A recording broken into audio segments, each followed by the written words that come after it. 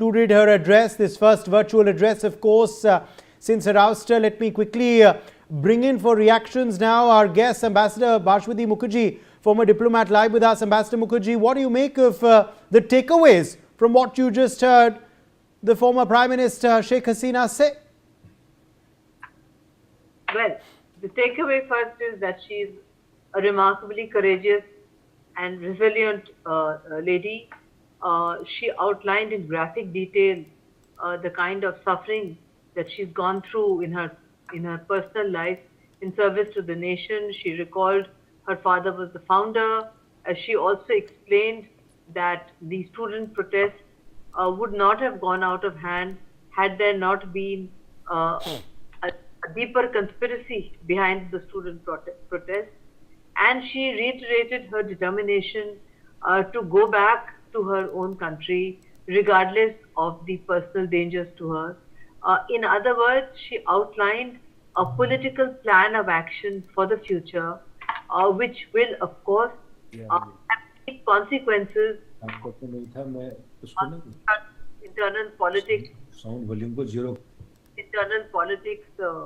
of Bangladesh, and also gives indications of how South Asian politics may go into a churn in case she's really determined to go back. That would be a courageous decision, since there is a death sentence waiting for her. There is absolutely no safety for her personal security. She also mentioned that she would do that because otherwise the party Awami League and her workers are suffering terribly, and they need the support of the leader, that is of the former Prime Minister. So actually it was for me a very touching testimonial which she gave, where she also carefully avoided any embarrassing or political reference to India. It was a well-crafted speech which focused on herself, on the role of her family, on the role of her party, on the kind of injustices that have been perpetrated on them, on how she lost her almost her entire family, how her son was born when she was in captivity, and how she is determined to go back regardless of the consequences and give leadership to the Awami League, which was responsible to bring her country's liberation to fruition. So it was, for me, a very touching and a very from the heart and emotional speech. My regret, being a Bengali, is that she doesn't speak in Bengali, because what she said in English, for being a Bong, I can assure you, would resonate much more with her audience back home had she spoken in Bengali, but I suppose she didn't have time for it to be translated. Uday, I think, now. Yeah. Yes, Major Dwivedi, let me draw you in here as well, defense expert. You've been listening into Sheikh Hasina's address. Of course, she's not given her date of return, but she's clearly indicated that she cannot now stay away further, even though she realizes that she perhaps might be sent to prison if she returns. She's also spoken, of course, about the hardships, the assassination attempts that have been made upon her, and on a host of other issues. What, for you, stood out in Sheikh Hasina's address today, Major Dwivedi? Well, Uday, first and foremost, I think while this speech was politically symbolic, but if you look at strategically, it was very significant. What she has given is an overview as to how uprising was created or orchestrated by the deep state.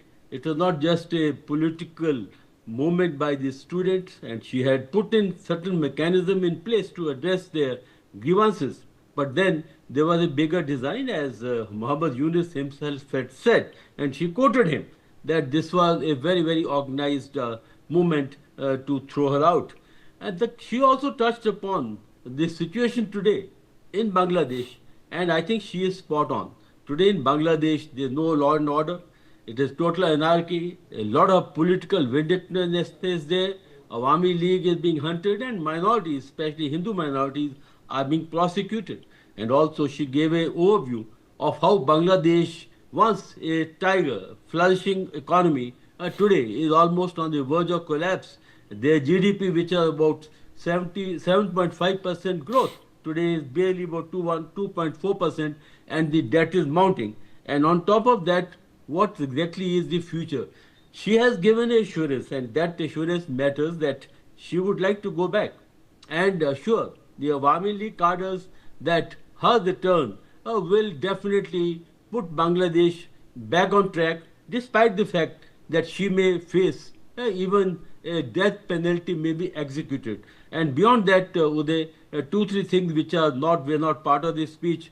Today, Bangladesh has actually slipped into a troika of Pakistan China troika, and it is being used. ISI is deeply embedded in Bangladesh, and these are very, there's a hostile environment for India, like Lal Munri Hat is being developed as a base right next to the chicken neck, the kind of bonhomie existing between the Pakistan armed forces and Bangladesh armed forces.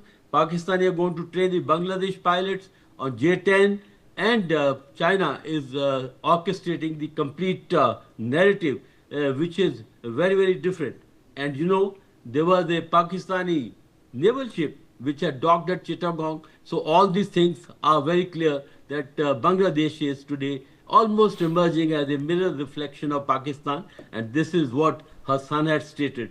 In the end, what I would say is that this speech has three very important angles. One is that Sheikh Hasina has played a victim card, and she said that she had been thrown out in a very, very schematic, and there was a conspiracy. Secondly, she has given a very clear overview of what exactly is happening in Bangladesh, the failing state, the current dispensation, and how she plans to mend it and put it on track once she has the opportunity to go back and set the things back in order.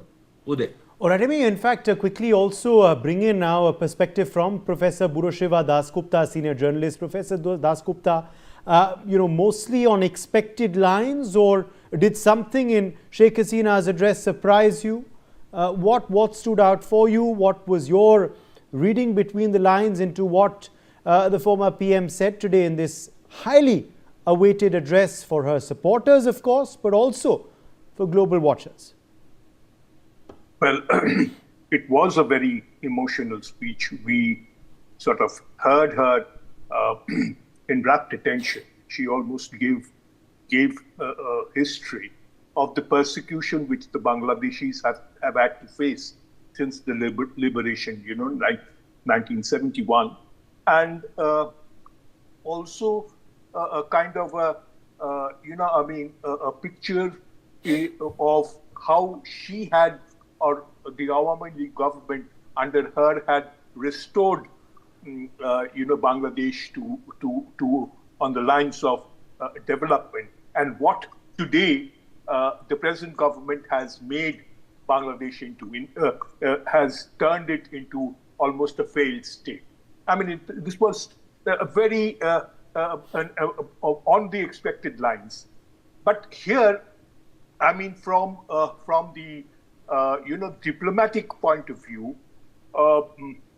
I'm not too sure. I mean, why suddenly after 2 years, she felt that it is necessary that she should go back to Bangladesh.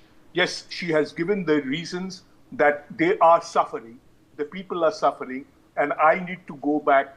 And it's not because of my life will be in danger if I do that, but I need to support the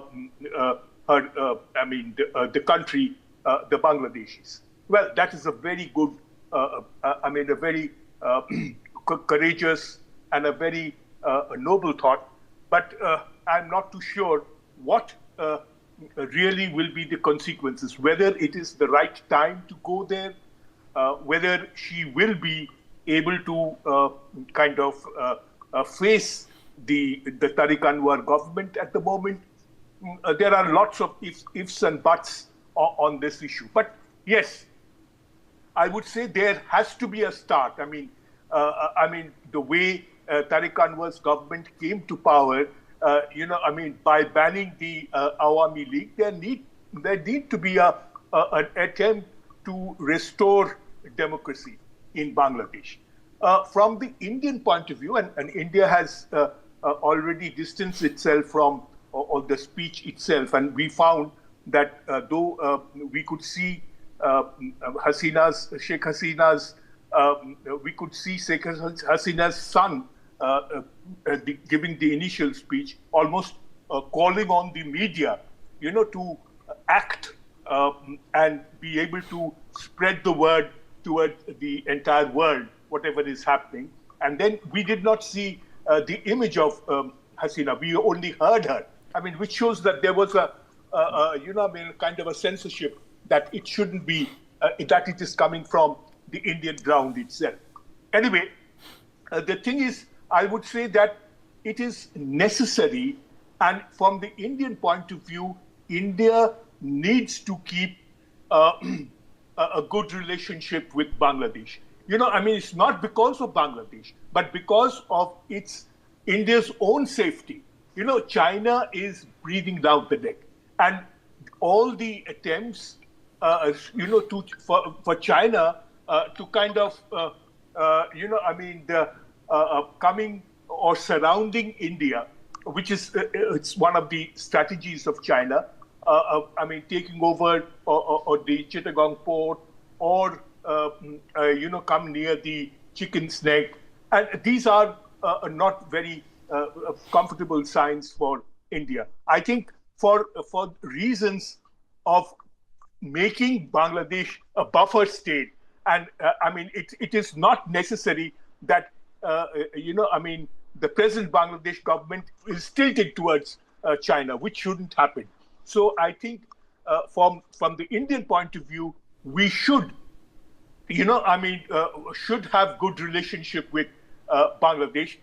For humanitarian grounds, definitely.